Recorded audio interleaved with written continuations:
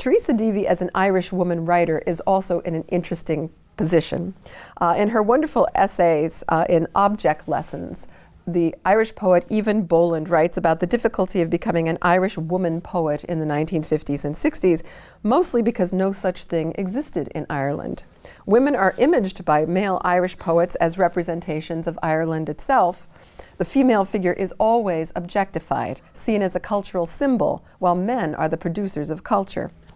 The non-existence of Irish women poets means that Boland has to imagine and invent the role even as she practices her art. The same might be said of Teresa Deevy and the Irish woman playwright. The female dramatist is an even greater rarity. Aside from Lady Gregory, writing at the close of the 19th century, few, if any, names of Irish women playwrights come to mind when one tries to list them, particularly any that flourished before the mid-century. So just to put Deevy in the context of her generation, as we know from the program notes, she was born into a large Catholic family. She's the youngest of 13 children, educated in convent school. This established the formation of lifelong habits, like being a daily communicant. Her father died when she was young, so she was effectively raised by her mother and siblings, the majority of which were women, those among the siblings or sisters. Deevy was among the first generations of Irish women to be admitted to the university. She started as a student at University College Dublin, but Meniere's disease forced her to leave school and to go to London to study lip reading. And it's a result of that disease that she lost her hearing and was effectively deaf for the rest of her life. During her time in London, she began to attend plays, and she became interested at that point in the theater. Deevy's apprenticeship to her craft eventually met with great success. From 1930 to 36, 6 of Deevy's plays were accepted and performed at the Abbey Theatre.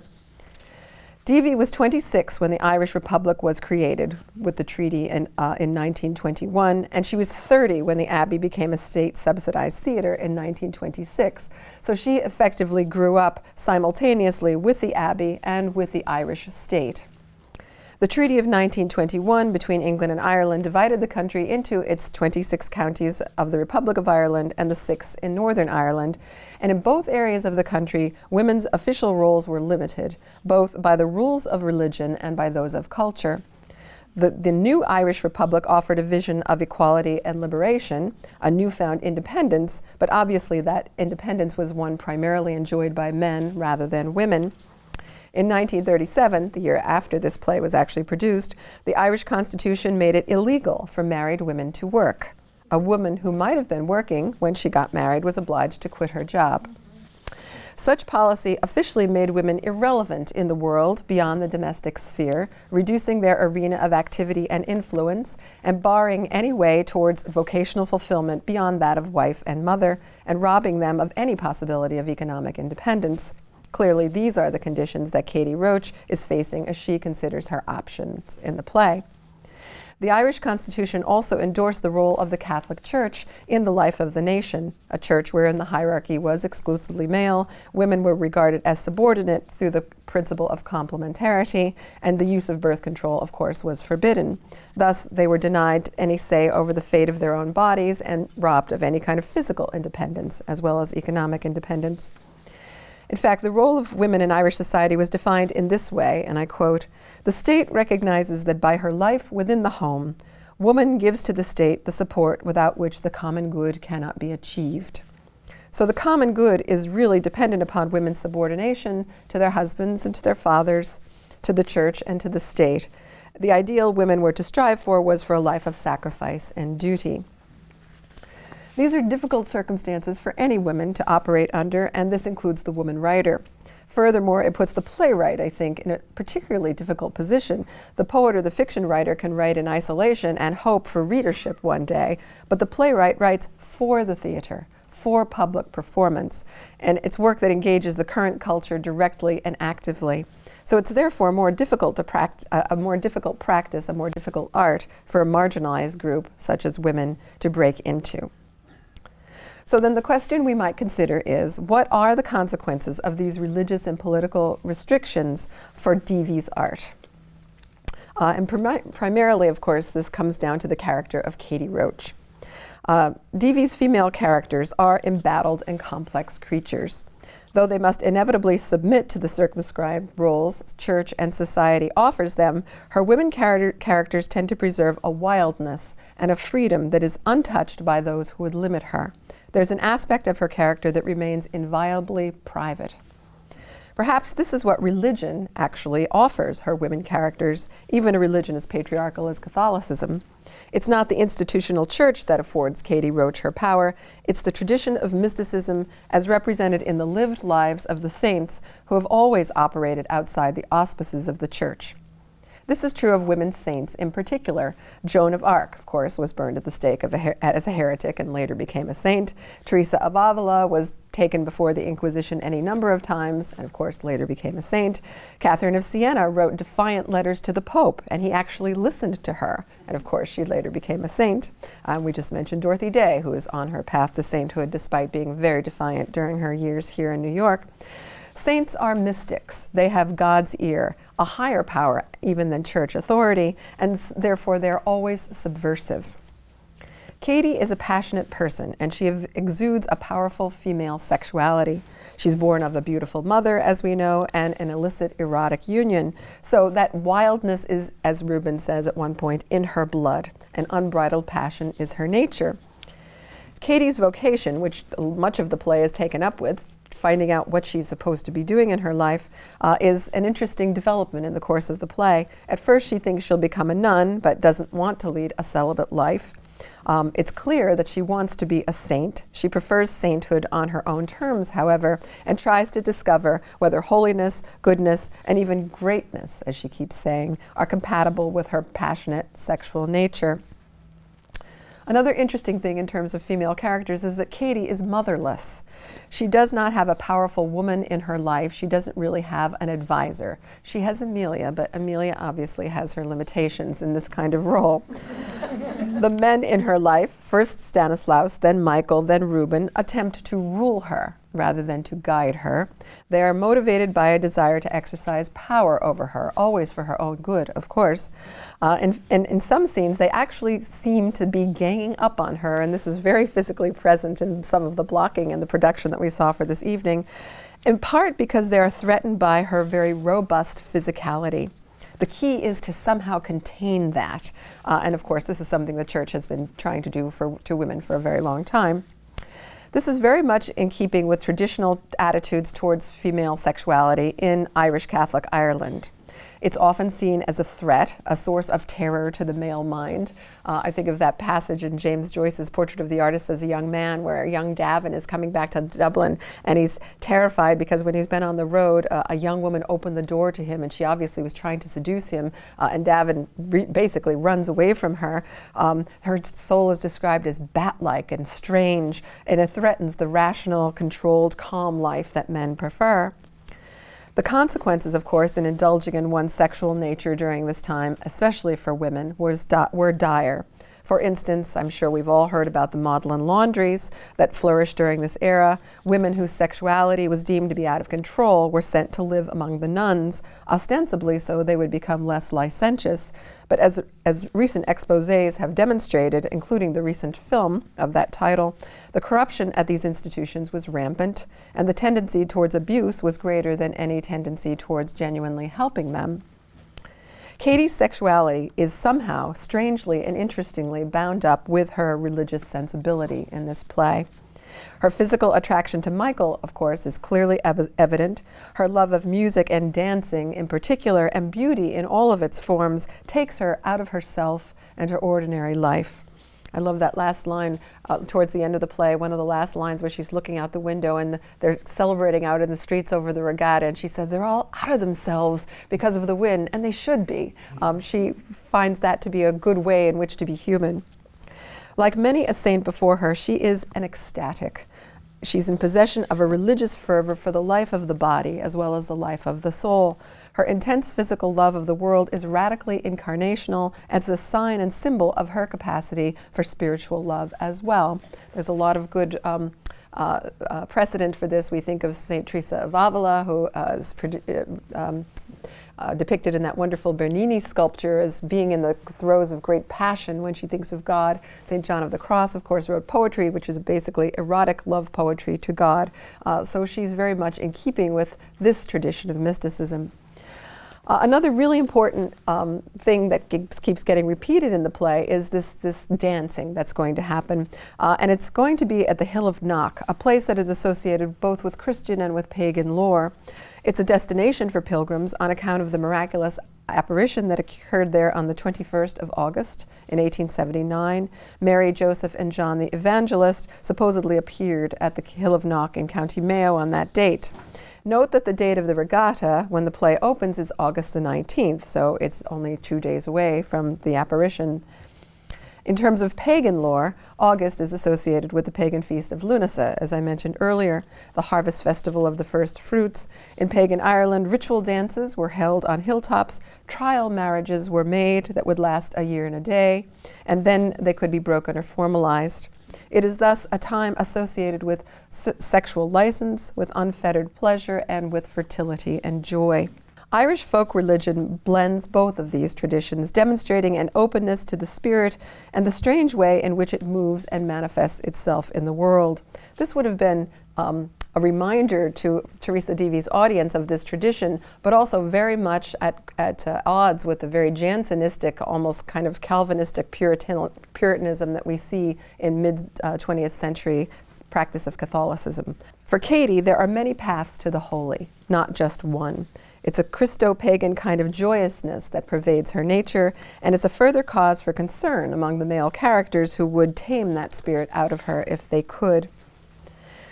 As we mentioned earlier, Katie desires greatness, not mere goodness. She has no desire to settle for a life that is unworthy of her, and she strives mightily to find a means to making the most of her opportunities. Those opportunities, of course, are very limited. She's already ruled out the convent. She's not going to go into religious life in any conventional way. She could remain in domestic service, as she is when the play opens. This, however, would not be a very wise choice for her. It's widely unregulated in the Irish Free State, so again, domestics were often taken advantage of. There's no real promise of longevity in your job. Also, this life does not give her any opportunity to exercise any personal freedom, not even in the domestic sphere.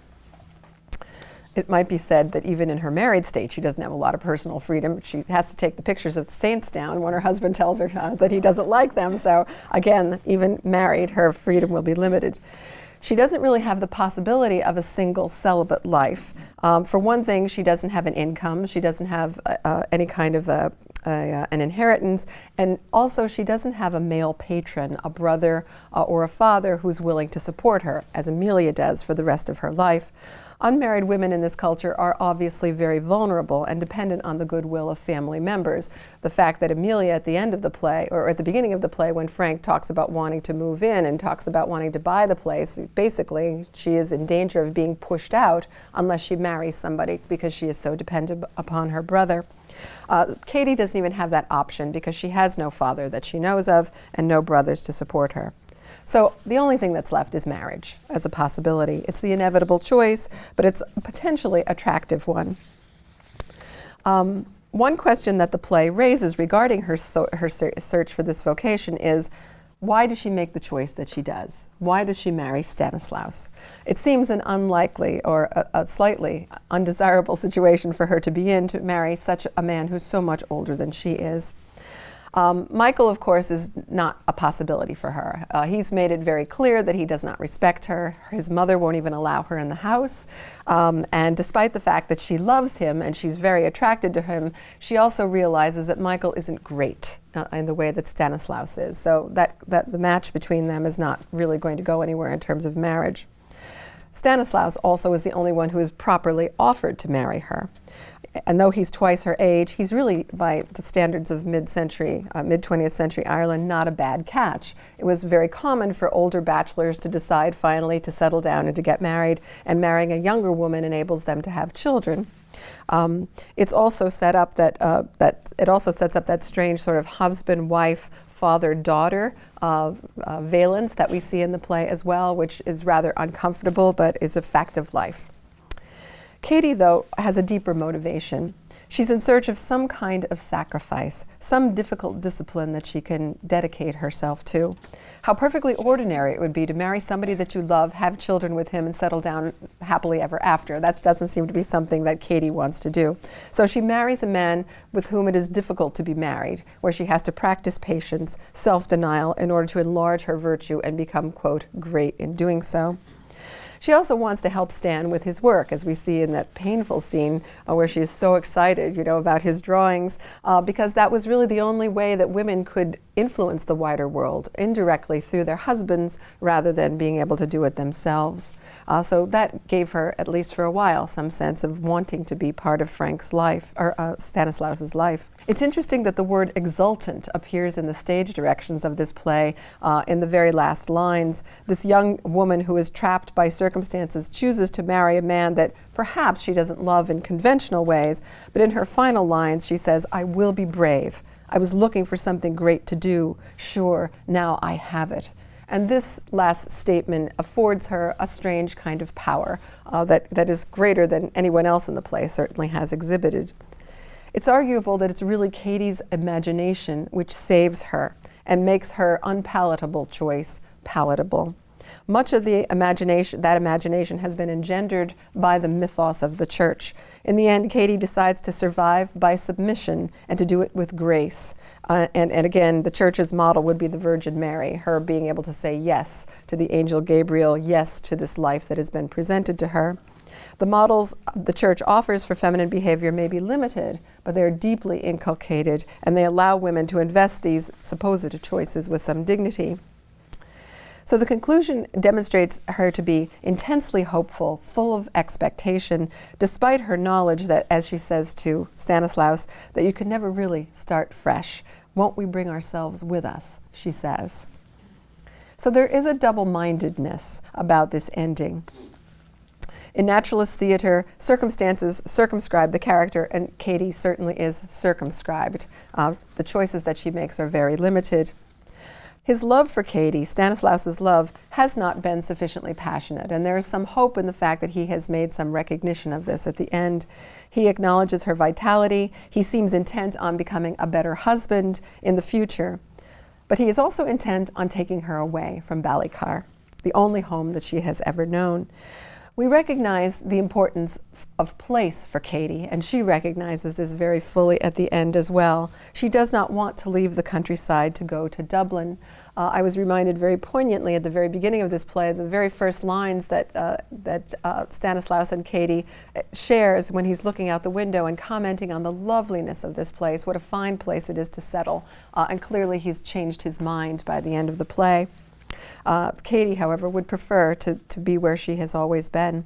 She fears losing her connection to the land, knowing when the trees would be changing or what way the river was. The land grounds and centers her in a way that dear, dirty Dublin never will be able to.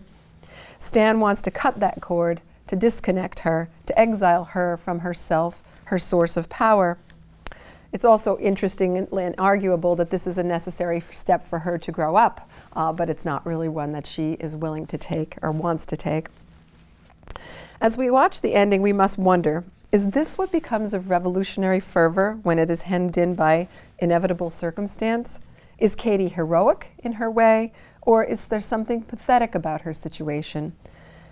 Or another way of saying this is this what sainthood, what form sainthood inevitably is going to take for her?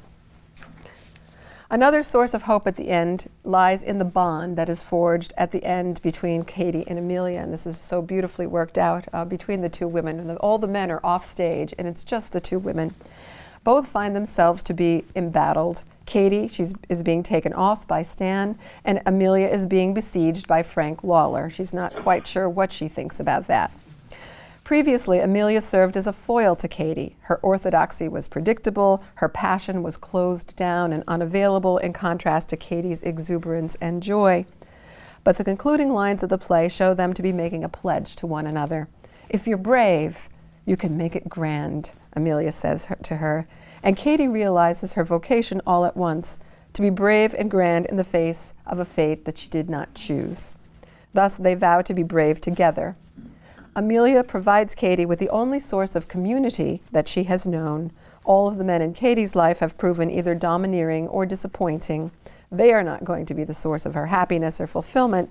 She must look inward for that, and Amelia gives her permission to do so. Deevy challenges sexual, secular, and religious taboos in the play. Drama is her way to question the faith she had grown up with, not so much its doctrine and its dogma, but the use to which those have been put by culture to keep women in check. It's similar in the ways in which politics has been used to keep them in line. She also explores alternate forms of religiosity for women who have a spiritual orientation. In any case, be it in the form of Katie's vital pagan mysticism or Amelia's observance of liturgical time and keeping of the hours, the truly religious people in the play are the women. They are the ones who are in touch with what is deeply human and what is deeply holy. Teresa Deevy was a devout Catholic, and she was one who lived in tension with the institutional church, and that, for all Catholics in the room, is something that I think sounds rather familiar.